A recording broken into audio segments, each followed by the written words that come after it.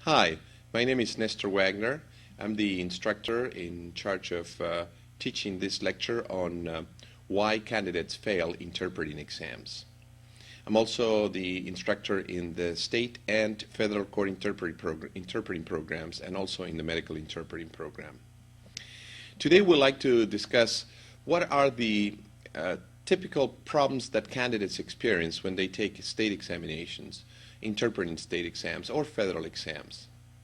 This is applicable both for court interpreting as well as for medical interpreting.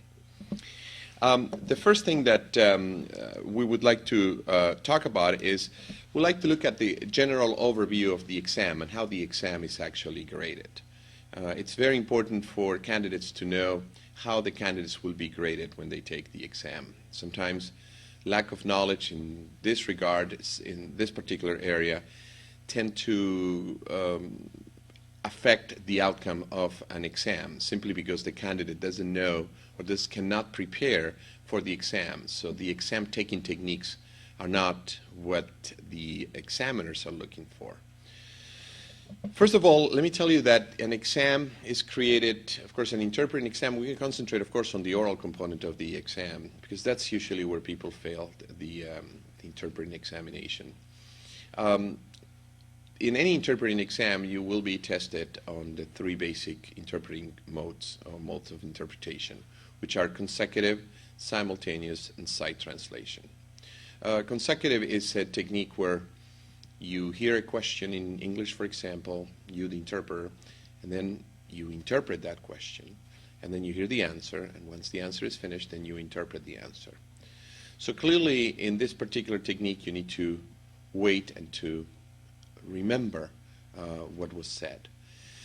Simultaneous is that technique where you, the interpreter, interprets at the same time, which is the one that most people are familiar with because they see that all the time. And sight translation is a technique where the interpreter is asked to read a document which is written, say, in English, and as the interpreter is reading the document in English, the interpreter is saying that in Spanish, into the opposite language. And you also have in the exam a second section of this component where the document now is in Spanish and the interpreter is asked to read it in Spanish and say it in English. So those are the three components. Now, in most interpreting exams, the main thing is accuracy. But we have to be very careful with this because accuracy becomes essential in those components where you have time to be accurate. What do I mean by that? Well, in a simultaneous, where you hear and interpret at the same time, accuracy is important, but it is not as important as in the consecutive, where you have the whole question or the whole answer was given to you, and you have enough time to put that answer in with the proper syntax into the opposite language. So we can say that in simultaneous, in that component, the message, delivering the message as accurately as possible is our goal. But we shouldn't be too concerned if we miss a word here, a word there. We should not be that concerned at all. We should be able to continue with it. At no time during the exam, you should stop when in the simultaneous. You have to keep going. Sometimes candidates think about a term, I know that term, and they keep thinking, but that's not a very good strategy for your exam, because if you think too much, then you're going to be missing the words that come afterwards. However, in consecutive and in sight translation, where you have some time to structure the message, then accuracy becomes essential. All interpreting exams, if you look on the screen now, have what is known as key units. And a key unit, by definition, is basically something that the examiner considers to be very important, and therefore the examiner will underline that key unit. Now, by definition, a key unit does not have to be a single term. It could be a whole sentence, it could be a series of words, one next to the other. It could be whatever the examiner considers that it is essential, particularly in the consecutive component. And so if you look at this example, John bought a brand new car. It is a red convertible with leather seats. He loves to drive it during weekends. What you see here underlined are considered to be key units. So brand new car is a key unit, red is a key unit, convertible is a key unit, leather seats also a key unit, and weekends a key unit. In most interpreting exams, the consecutive lasts approximately 20 minutes, and there will be approximately 50 key units. Depending on which exam, you may need to get either 70 or 80% of them correct. What does that mean to get them correct? Say, for example, that brand new car, you forget about, well, in this case, if you forget about brand new, then you really, let's say you forget about brand new and you only know brand new and you only know car, and you interpret car instead of brand new car. So the interpretation is, John, we never translate or interpret proper nouns. Compró un automóvil. And you forget un automóvil totalmente nuevo. You just forget about that. Well, if the key unit is worth at 1 point, then you did deliver car, but you didn't deliver brand new. So the examiner will probably take about half a point from there. So you do get some credit for the word that you mentioned, but not necessarily full credit for it because you didn't deliver the full segment or the full key unit. It is a red convertible. Please note here that red is by itself. Sometimes the key unit could be just a single term because it describes the automobile. There is a big difference between a red convertible and a blue convertible, particularly when somebody has to describe what car the person was driving at the scene of the crime. So this is considered to be either you know it or you don't know it. So there's no partial credit. If you don't know that it is red, then you got a problem. So that will be a deduction of 1 point if this unit is worth at 1 point. And so on and so forth. So that's the way the examiners grade you. And the same approach is used for sight translation. The sight translation component of the exam can last anywhere between, I would say, 10 and 14 minutes. And that's because it has 2 components, one document in English, then you interpret that you do a sight translation into Spanish, and another document in Spanish, and then you do that into the opposite language, into English. We'll see exactly how that technique works later on today. But they have a certain number of key units for each document, and usually in a sight translation component, the number of key units will be 20 per document. So if you need to get 70%, then you need to get 14 right, or 80% will be 16 right. It doesn't mean you have to get all of it right, because as I explained earlier, you may get partial credit for each one. So you can look at it this way. You start with 20 points in the sight translation. That's the maximum you can get. And every time there is a deduction, they deduct points for those from those 20 points. And at the end of that component, then if you ended up with 14, if the 70% is required, or 16 if 80% is required, then you pass that component of the exam. The other element that is important is accuracy. And accuracy usually is developed with practice. And not only practice, but also good technique. It's like playing sport. If you don't have any formal training, if you didn't have a coach who trained you how to play a particular sport, then your technique is going to be weak at all times. It may work fine sometimes, but sometimes it may not work that great. And by the same token, even if you have a coach that trains you in a given sport, and therefore you have a technique, if you don't have the practice, then you won't have the ability to use that technique properly, particularly under stressful situations, such as taking an examination. So accuracy is defined as how close it was to the original. If, for example, if the original says, he came here at 8 o'clock in the morning, and you interpret that, él vino aquí a las 7 de la mañana, then that's not accurate at all. So there will be a full deduction for not being accurate. Accurate and key units are they go hand in hand, because the way that the examiner determines if a key unit was delivered correctly is by looking at how accurate it was delivered. Now, we have to be careful with this idea of accuracy, and we will see that later on. Because sometimes people think, okay, it's all about interpreting words, but it really isn't about interpreting words. You always have to keep in mind that it is about interpreting messages.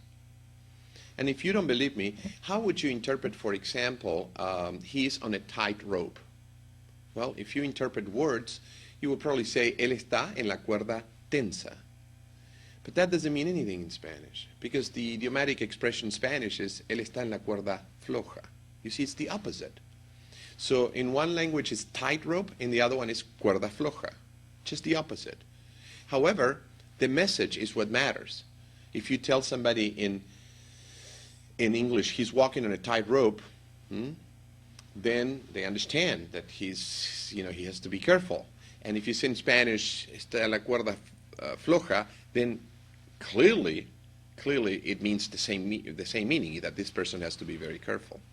But if you say, está en la cuerda tensa, what does that mean? It doesn't mean anything. So this is an example of why the technique as well as training is important, because you need to know these differences. You may know this one at this point, but you may not know expressions that are more into the medical or the legal fields, and those are important as well.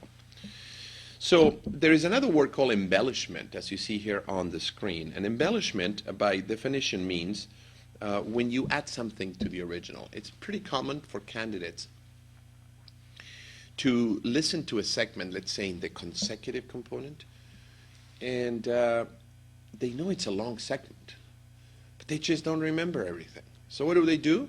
They just create their own story, and they add things that were not in the original. That is not good at all. As a matter of fact, the rules are that if you, for example, added something to the original and also omitted part of the original, then there is a deduction for the omission, and then there is a deduction for adding. So please don't add things to the original. If you think that the segment was too long and you don't remember, you can simply ask for a repetition of that segment. But don't start saying, okay, this is not about matching the number of words or the duration in the segment. It's about being accurate in the delivery. Okay? Omissions, of course, is self-explanatory. In most interpreting exams, they divide that into major omissions and minor omissions.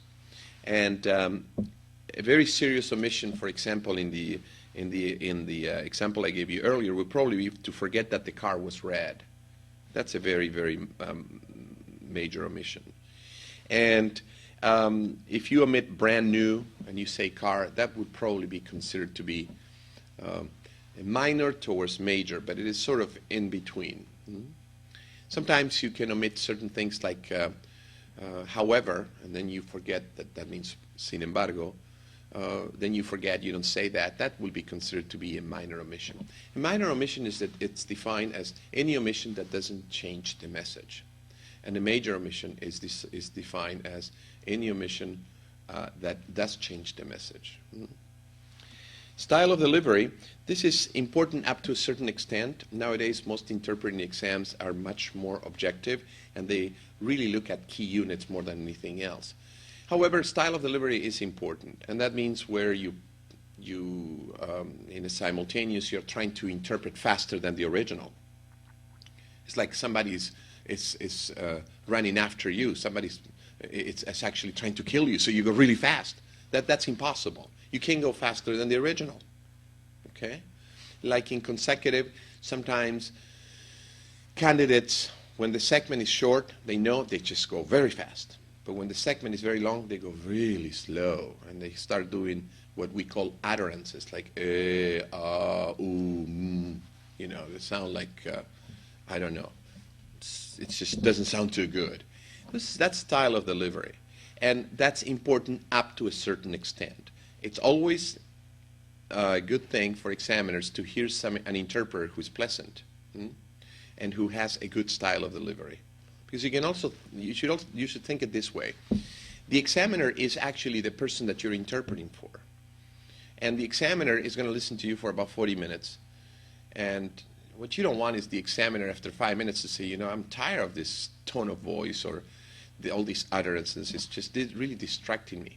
Because the examiner will immediately think, okay, the person that will be using this interpreter will also get tired after 5, 6, 7 minutes. So we don't want that. Although it may not have any impact in your grade, in the subjective portion, things that you cannot measure, but your whole idea of the interpretation, that could be a factor.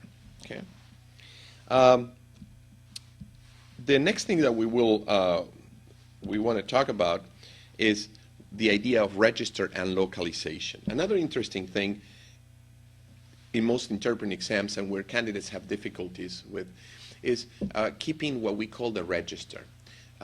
Register means that words are classified into what we call groups. We have a group that we call law register, where you will find all colloquialisms, slangs, and even foul language.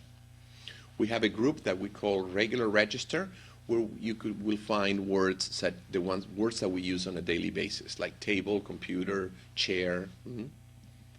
And we have words that we classified in groups that we call high register, and they are technical words, medical terms, legal terms. Matching the register is important. Quite often candidates that don't have much training think that the interpreter's mission is to make sure that the person that you're interpreting for understands. But that's not your mission. That's the mission of the one who is communicating with that person. If it's a doctor talking to a patient, the doctor uses very complicated terms. You can be explaining medical terms to the patient. You have to use very complicated terms in Spanish. And if the patient doesn't understand, the patient should say so. And the doctor should tone it down a little bit because the patient is clearly not understanding. The same thing is true in the legal setting. A judge is using we call high register legal terms. It's not your function to try to explain because you're not an attorney anyway. So how could you explain those legal terms? But it is your function as an interpreter to keep what we call the same register. So sometimes we are interpreting and we know the person is not understanding, but is it our responsibility to make sure that that person understands? And the answer is no. It's the responsibility of the individual initiating the conversation with that non-English speaking individual. Not our responsibility. Okay? Our responsibility is to transfer a message from one language into the other, making sure we keep the same register. So that's an important issue in your exam. For example, let's say that the original, as you see here on the screen, is he was with his buddies when the cops came and threw them in the can. Okay. Now, we all understand what that means. It means that he was with some friends when the police arrived and then they arrested them. Okay. But here this is said in English in a different format, in a different register. You can see there are a lot of slangs here. So when we put this into Spanish, for example, if we were to say, estaba con sus amigos cuando llegó la policía y los arrestó, although we are conveying the message, but that message is partially correct. Because what we are not conveying is the slang portion of it. And sometimes the slang is important in a court of law as well as in the medical field, because the slang denotes level of education. And that's important. So how would you transfer something like that? Well, you have to keep the same register, lower register, slang. And now when you talk about register, particularly slang, you need to decide, okay, but wait a minute. Buddy in Mexico is said one way, in Venezuela a different way, in Colombia a different way, in Spain a different way. And in all those countries, Spanish is their main language, yet if I use the term that they use in Mexico, that may not be clearly understood in Venezuela. And you are absolutely correct. And that's the idea of localization. That's what localization means. You need to know who is going to be receiving the message to determine what is the proper transfer, or what is the proper register. So in most interpreting exams, the localization principle, there is a tendency to localize to Mexico and Central America throughout the U.S. Those are the typical localization guidelines. In the federal examination, however, localization is what they call universal.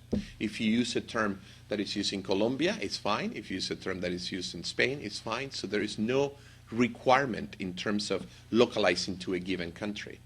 But in most state jurisdictions, for court as well as for medical, the localization tends to be more into Mexico and Central America. So this will transfer into Spanish if we localize to Mexico. It will probably transfer as, or it will transfer as, estaba con sus cuates cuando llegó la chota y los metió en el bote. And that expression, estaba con sus cuates cuando llegó la chota y los metió en el bote. We have that buddies son cuates, cops, chota. There are many other possibilities. Placa, you can use la placa as well. And to throw them in the can is meterlos en el bote. So those are what we call, if they were to, examiners were to determine which ones are the key units here, they will definitely look at buddies to see whether you know how to interpret that into the opposite language, cuates in this case, if you localize to Mexico. Cops, which is chota in this case if you localize to Mexico. And to throw them in the can, which will be meterlos en el bote, which will be the right translation if you localize to Mexico. You can see that interpreting exams have a little bit of problem with this localization issue because they don't explicitly tell you that you have to localize to Mexico or Central America, but that's the assumption. What they do in the exam quite often is that you may see in Spanish something that it is at a low register, and you're asked to put that into English. Because when you go into English, we know that it localized to the US, that's where we are. So for example, you can see in the exam, estaba con mi cuate cuando llegó la chota. And that's what you see in the exam. That might be the answer to a question in the consecutive mode. And then you will say, I was there with my buddy when the cops arrived. And that type of situation is much more common than the opposite direction. Okay? So we have to keep that in mind. Syntax is an important element in an interpreting exam. For example, I just put an expression here. It says, in light of the fact that he did that in bad faith. And this is just to illustrate that the first thing that we should notice is that the expression in light of the fact in Spanish is not en la luz de. It is not. It's a la luz. So, well, but it says in English. Yes, but the expression in light of in Spanish is a la luz de. Okay? So that's an important observation. So, a la luz del hecho que he did that, él hizo eso, and in bad faith, no es en mala fe in Spanish. It's de mala fe. So here in this sentence, you have in light of, which in Spanish is a la luz de, and in bad faith, which in Spanish is de mala fe. That's what syntax is. It's this preposition changes that in English you have one preposition, but in Spanish you have to have a different one, simply because the expression is like that. And sometimes if we don't have a formal training, we don't know. There are a limited number of words like this that you will get in most interpreting trainings, obviously. But the truth of the matter is that under pressure, with a lot of stress, and imagine in simultaneous, where you hear and you have to interpret right away, when you hear in light of, you probably will say en la luz de, unless you have been exposed to this expression many, many times before you took the exam, while practicing in similar situations. So that's why we will talk about at the end of this lecture, it is essential for you to have access to a laboratory, an interpreting lab, where you can do these practices. It has been shown that it takes an individual about 20 times to actually have control of this type of transfers. In other words, the individual for the first 20 times, when he hears that in the practice or she hears that in the practice, will say en la luz de instead of a la luz de. The individual will say at least 20 times, the first 20 times will say en mala fe instead of de mala fe. Okay? So that's why the practice comes in. It's important, and that's one of the reasons why most people fail the interpreting exams. They don't have enough practice. They don't have enough training. Or they think that because they speak Spanish and English, that's sufficient. Or they think that because they speak Spanish and English and took a seminar over a weekend, that's sufficient. This is much more complex, and it cannot be learned in a weekend, because timing is important. Why is it important? You can't just learn all this stuff in a weekend and then take the exam 2 days later. It doesn't work like that, because this is not written. So you don't have time to think. It has to be automatic. It's like learning a new language. If you think that you can take an interpreting exam after taking a 1 or 2 weekend course and pass the exam, it's the same thing as thinking that you can take a 1 or 2 weekend course in a given language, in Mandarin, and be able to speak the language and write it. It's just impossible. Yeah, you do speak both languages, but that's not enough. Those are the 2 main elements. Now you need to be trained and you need to be developed as an interpreter. And that's important to keep in mind. So I always tell candidates, don't take an exam if you're not ready. Don't think it's going to happen, because it won't happen. And to be ready means to have good training, and it has to be a training that takes some time. It can be done in 2 months. And furthermore, make sure that you have enough practice so that these things about these words, these transfers actually do take place correctly during the exam, and that pressure doesn't affect your ability to transfer it. Okay? So let's see. The next thing that we want to talk about, that where people have problems with, or candidates have problems in the exam, is called language interferences. These are all technical words. You know, this is like a formal training. I treat this lecture as a formal training. We discuss this in most of our interpreting programs, of course. But I need you to understand why candidates fail this exam first, so that you understand what you need to do to be able to pass it, right? So there is language interferences is when you have an interference, like the other language is interfering with the opposite language, you know, like syntactical, for example, the word order. I mean, of course, in English it's a red car, so it will be un automóvil rojo in Spanish. It will not be un rojo automóvil. That's syntactical. This is something that you usually have because you speak both languages. So that's word placement. Prepositions, example of that is what we discussed a few minutes ago. In light of is a la luz de. In bad faith, de mala fe. Those are preposition changes. And it's also true in Spanish. For example, vivo en el 215 al norte de la calle Main. In English is I live at, not in, 215 North Main. So this is the important thing about syntactical interferences, is that the prepositions do not always match. We need to be careful with that as well. And then obviously all this put together creates what we call distortions in the message. And when the message is distorted, then there is a deduction. Because if that message is a key unit, then it's not considered to be accurate. And if it is not accurate, there is a deduction associated with it. It may not be a big deduction, but in a 40-minute exam, trust me, there are many of these tricks, and they want to make sure, examiners want to make sure that you can control, can handle these tricks. And that can only happen, again, if you have been trained, obviously. Linguistic interferences are what we call like false cognates. And a false cognate is defined as 2 words, one in English, one in Spanish. They sound similar to each other, but they don't mean the same thing.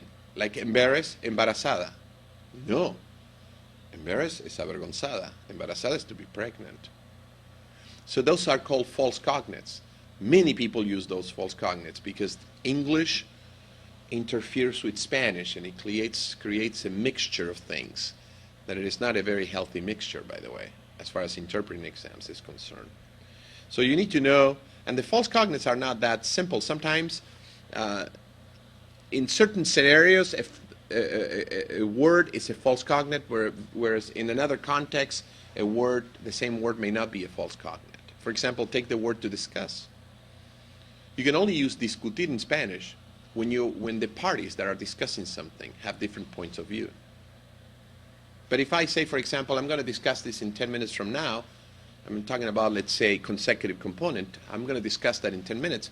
You have no opinion. You have no different point of view than I do. I'm just going to discuss it. In that context, discuss is no longer discutir, but rather is hablar, mencionar, platicar, presentar, whichever you want. That's important because you may not know that difference. And then you go and take the exam and you say, oh, I did so great. Well, you think you did great because you don't know these differences. And then you get the results and say, oh my God, I can't believe I couldn't pass.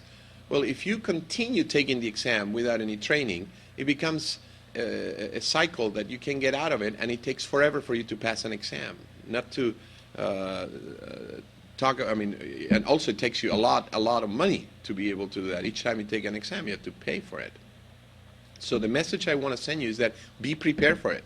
Be prepared for it. It's very important. Then we also have the linguistic problems with Spanglish, that you get a word in English and you make it Spanish, English. That's no, okay? But under pressure, even though you think you don't use it, but under pressure, when you hear something you have to say right away, it's very possible that you do use it, okay? So we need to, that's what, once again, you need to practice so that you eliminate those bad habits, okay? And it all comes with practice. And lack of localization, that another way of saying it is that you don't keep the same register. Mis cuates is not my friends, it's my buddies. So that's important, because although the deduction is not that much, but it adds up throughout the exam. Okay. Localization. Let's talk a little bit about what that means. We basically already decided what it was, but what it is. The first thing is we have to establish the rules. We need to know into what country we are localizing. Translators, for example, which of course translation is in written form, interpreting is verbal. Translators, where they translate documents for a whole community, they have no idea who's going to read it. There might be a family, let's say that you work for a school district. One family comes from Mexico, the other one from Venezuela, El Salvador, Colombia, Ecuador, Guatemala, Panamá, República Dominicana, Puerto Rico. All of them read the same document. So usually in translations, you don't localize. You keep it localization neutral. So instead of using, if it says in English, I'm going to see my buddies, you wouldn't say, you wouldn't translate voy a ver a mis cuates. You would say voy a ver a mis amigos, because amigos is clearly understood in all those countries. But that's translation. This is interpretation. And in interpretation, you always, most of the times, you know who you're interpreting for, particularly in medical and in the legal field. You're interpreting for one individual, maybe two or three at the same time, but you know where they come from. So localization is a factor in interpreting. Localization can be found in the consecutive, in the simultaneous, and in the side translation. And particularly in the side translation, it's what we call a formal localization. What does that mean? You may get a document like it's a birth certificate in English. And if you get a birth certificate and you have to interpret that, as you read the birth certificate, you're saying it in Spanish, you need to use the same format that birth certificates have in Latin America. But where? Mexico, Guatemala, El Salvador, where? Well, those are the guidelines. They have to be Mexico or Central America. In the federal exam, it could be anywhere. So, and of course the differences between a localized transfer and linguistic transfer, and by the way, a transfer is just the message. You take it in English, you put it in Spanish, the whole message. I have a car. The transfer is, tengo un automóvil. That's the message, right? That's the transfer. A localized versus a linguistic transfer, we saw examples of it. For example, it is raining cats and dogs. It should be cats and dogs, okay? There's an S missing there. It's raining cats and dogs. All right. So if it says it's raining cats and dogs, and you say, llueve gatos y perros, that sounds really awkward. They're going to think that you're under some type of medication. How could you say to somebody, mire, tenga cuidado porque mañana parece que van a llover gatos y perros? I don't know, but that doesn't seem to correct in Spanish. The translation, the proper translation is, and obviously, wait a minute, but before I give you the translation, didn't I interpret every single word? It is raining cats and dogs? Absolutely I did. Yet, it is wrong. Why? Because that's a linguistic transfer, word for word. The proper way, of course, is llueve a cántaros. A cántaros. Llueve a cántaros. Let me write that down for you. Llueve a cántaros. And Llueve a cántaros is the proper one. Oh, let's say I don't remember that because, I just don't use that expression, so I don't remember that. So how, can I say something else? Well, yes, you can say llueve mucho. That's okay. There is going to be a deduction here. They are going to take a fraction of a point. If that is a key unit and it's worth at 1 point, and you say llueve mucho, you may get 0.8. So they took 20%. Okay. So it's important for us to keep in mind that it's the message that matters and not word for word. That's why some people say, well, if I don't know something, I just look it up in a dictionary. Well, yeah, sometimes that works. But if what you don't know is part of a sentence, sometimes it doesn't work. Say, for example, you don't know how to say cats. So you look it up and you say, oh, I know everything else, so I'm going to say llueve gatos y perros. Well, it's incorrect. All right? So be aware of that, because many people actually fail the exam because they are unable to express the message using the proper syntax and in an accurate manner into the opposite language. That's important. Now, consecutive component, as I mentioned before, is that technique where you hear a question, usually in English. Let's say the doctor is asking a question to the patient. You have to hear the whole question, and then you interpret into the opposite language.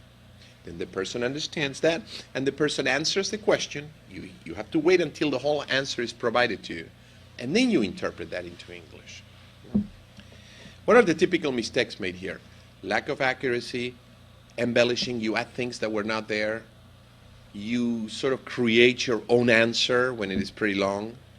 And you see this often when the answer includes numbers and dates and names, descriptions.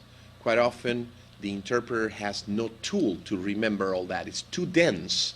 It may not be a lot of words, but it's too dense with information that it is either black or white. If he is tall, it's tall. You can't just say anything else.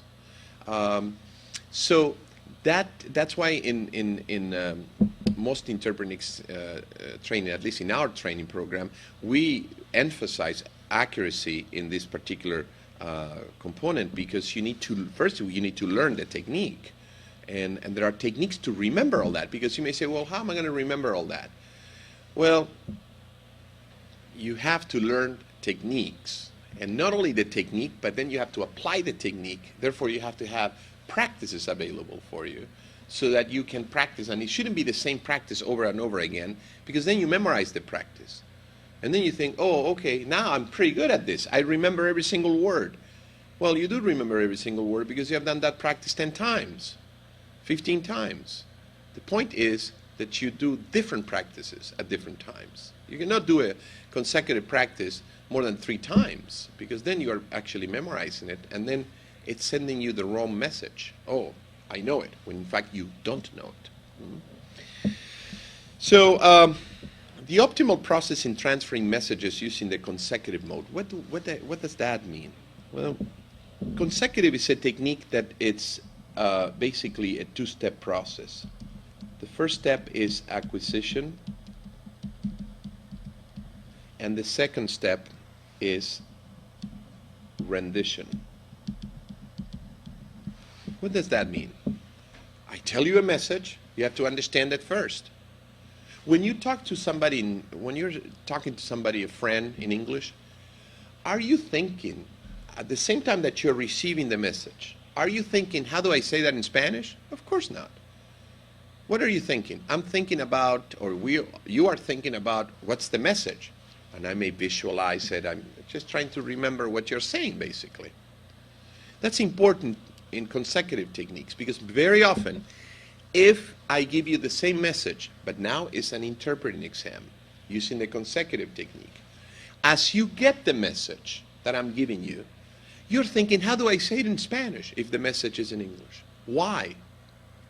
If you do that, you are mixing the 2 main steps, acquisition and rendition, and you can mix them.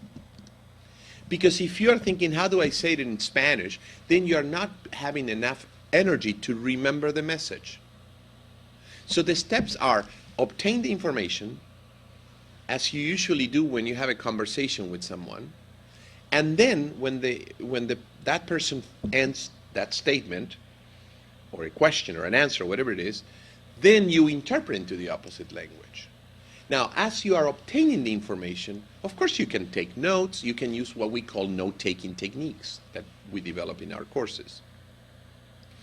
But then you have your paper with some notes, but then you read those, and what you remember, whatever you remember from this segment or from that statement, then you say it in the opposite language. So the main mistake that most candidates or interpreting students make in the consecutive is that they are thinking about how do I say this when they are hearing the message. How do I say it in the opposite language? It shouldn't be like that. Grab the message first, okay? Understand it. You may take notes while you take the message, while you're getting the message. That's called acquisition. Then that when it's over, then render it. Don't worry if you don't know how to say a word, because after all in the exam, if you don't know how to say one word, let's say the message is 1, 2, 3, 4, 5, just numbers, okay? And you know how to say 1, 2, you don't have to say 3, 4, and 5, but you have to interpret 1, 2, 3, 4, 5 into Spanish. So you say 1, 2, 3, 4, y 5. Okay? So you leave the term that you don't know in the original language. Why do you do that? Because in the exam, you're telling the examiner, look, I remember all 5 elements of this message. I remember, so my memory is good. My note-taking technique is good. But I don't know how to say 3. Because if you say 1, 2, 4, y 5 and you skip 3, the examiner thinks that you not only don't know how to say it, but also that you didn't remember. So the deduction is greater. So you always leave the term in the original language, in consecutive, and also in side translation, but most important of all, in consecutive. In simultaneous, on the other hand, if you don't know a term, skip it and keep going, because if you do say it in the same language, it's going to slow you down, and you're going to be missing more terms. So just skip it, don't say anything, keep going. I know it will leave a little gap there, but you just keep going. Okay, that's important as well. So during acquisition, you get the message. And during rendition, you deliver. Obtain message here, and then deliver. Now, it sounds simple, but trust me, it is not. This is one of the most difficult interpreting techniques. It requires some techniques, obviously. And those are called note-taking techniques. And then also you need exam-taking techniques. What I just mentioned, leaving a term in the original language, is an exam-taking technique. And the note-taking techniques, it depends. Usually you learn that about 4 or 5 weeks into a training program. Because the first 4 or 5 weeks, the main goal is for the training program to develop your short-term memory. But then you start developing techniques, because the other thing is that you cannot develop a good consecutive technique if you don't have any short-term memory. So all this is, it's important, because this is precisely why people fail the exam. This is not about trying to remember as much as I can and deliver it into the opposite language, or paraphrasing, or saying what I think is what he said. That's not the way it is. And incidentally, when you interpret, and you probably know this already, you have to always use first person. If the other person says, yo estaba con mis amigos, then you cannot say he says that he was with his friends. That's a no-no. You have to say, I was with my friends. Exactly the same words that were used. Because we as interpreters, we don't exist there. We're just a conduit. We get a message in one language and we say it in the opposite language. All right? Important observation as well. The other technique where people have problems with is in side translation, and many people fail the exam because of side translation, believe it or not. That's because they don't have formal training. If there is look, for consecutive, you need to learn technique and practice. That's all you have to do. For simultaneous, vocabulary and practice, and technique a little bit as well. But for sight, you have to have some formal training, because the register, the level of the language in the sight translation component is pretty high. So you need to know exactly what is the equivalent. For example, in the legal field, just to give you an example, if they say your case is dismissed. Let's say the judge tells the defendant, the person that is charged with a crime, your case is dismissed. Well, what you should not do is explain. You shouldn't say to the defendant, ya se acabó todo, vaya a su casa, tómese una cervecita y celebre con su familia porque ya no tiene que volver más. That's a no-no. Huh? That's not a professional interpreter. I don't know what it is, but it's not an interpreter. You do have to say this in Spanish using the same register. The difficult term here is dismiss. And case, some people may use caso, which is accepted in the exam. It is way more formal to use causa. So this segment transfers into Spanish as su causa queda sobreseída. That's an E. Sobreseída. Why? Because the verb to dismiss is sobreseer. You may say, wait a minute, defendants don't understand that. Well, remember, we are not there to make sure the defendant understands. The defendant has an attorney, the attorney can explain, or the judge can lower the register and can say, you know, you're okay, you can go home now. Then you say, está bien, ahora todo salió bien, puede irse a su casa. That's fine. Okay? So in sight translation, you get a lot of these high register words. And you can't really find them in the dictionary because regular dictionaries don't have legal terms. And if you buy a legal dictionary, sometimes the problem is that the words are not just single words, but like a whole phrase. For example, if I say probation violation hearing, probation violation hearing, if you look at, let me just write it for you, probation violation hearing.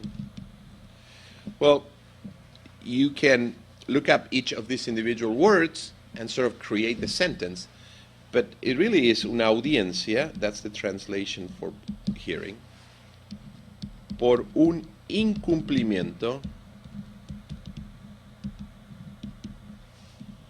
de la libertad condicional.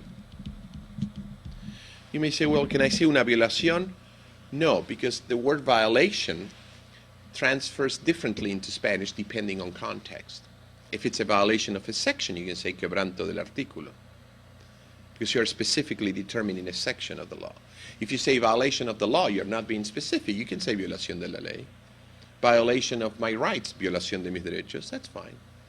But then when you violate probation, which is an agreement between two parties, we usually, when there's an agreement, we say que no cumplió con el acuerdo.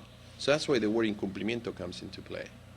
So that's not in, if you look up the word violation in dictionary, you're going to have all different translations. You just can pick any one. It has to be the right one based on context, because the violation is of an agreement of probation. Right? Probation, which is libertad condicional, you may find other translations. Condena condicional, libertad a prueba. There are many translations. Okay?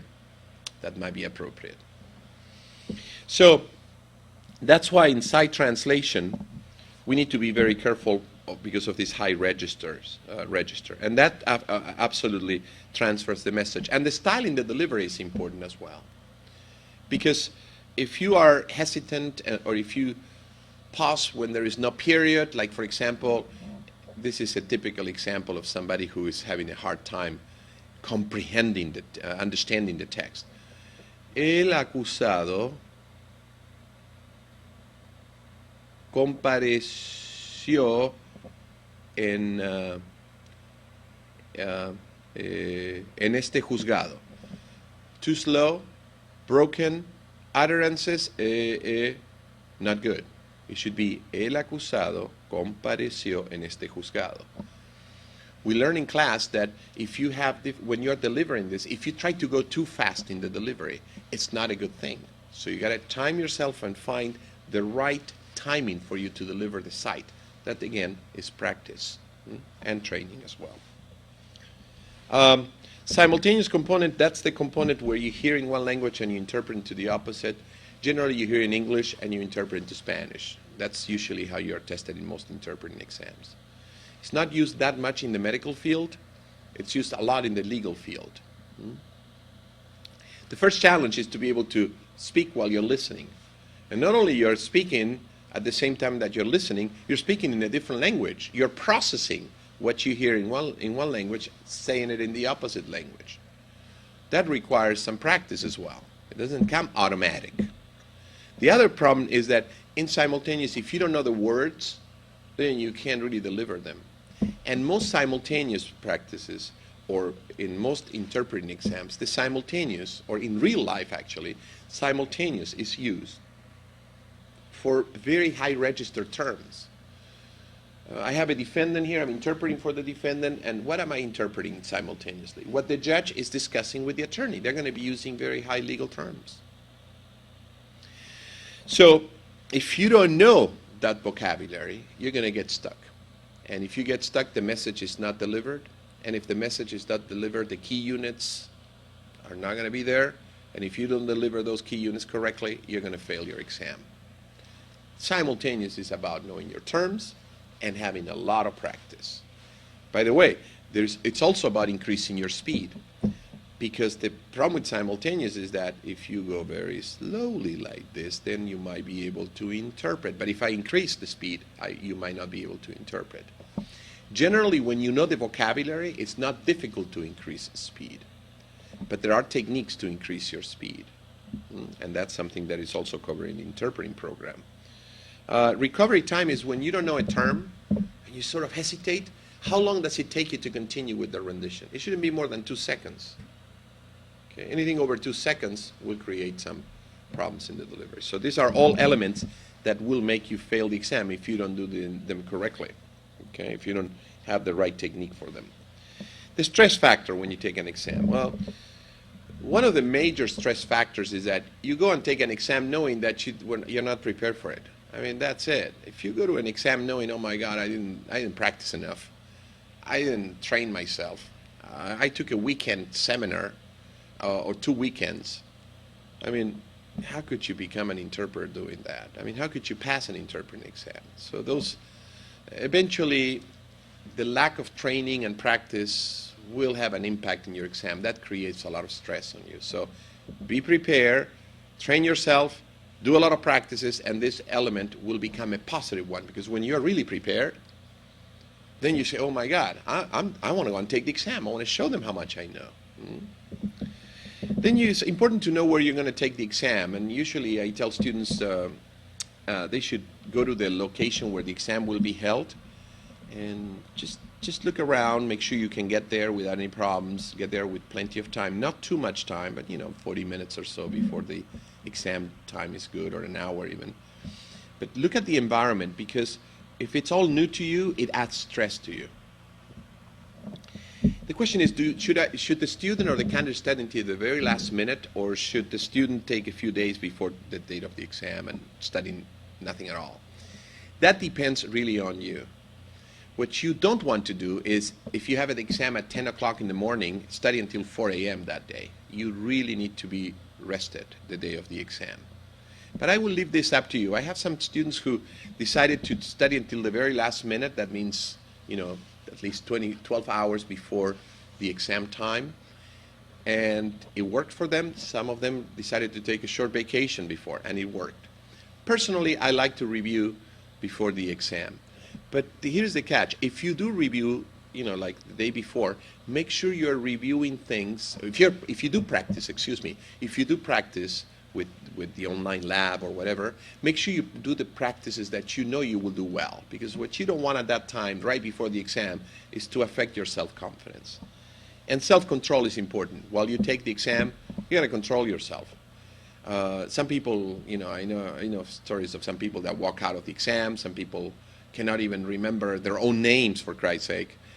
Some people have difficulties with basic vocabulary. That's because they are not controlling themselves. And this is, the way we take care of this in our interpreting program is that we have an examiner that contacts you twice during each course, And over the phone, you're on the spot, and we put you under a lot of pressure, and we ask you to interpret for that examiner, and so on and so forth. So you become familiar with how it feels to take an exam. You know, what are the how nervous you're going to get, how stressful, and then you can correct it as you do this more and more often. Okay, as you do this what we call oral assessments more and more often over the phone. Okay, and then the last part is the importance of an online interpreting lab. I can't just not emphasize this enough. If you think you can become an interpreter, pass an interpreting exam without practice, it's the same thing as thinking that, okay, I can pass a driving test by reading a book without actually being in the car and driving.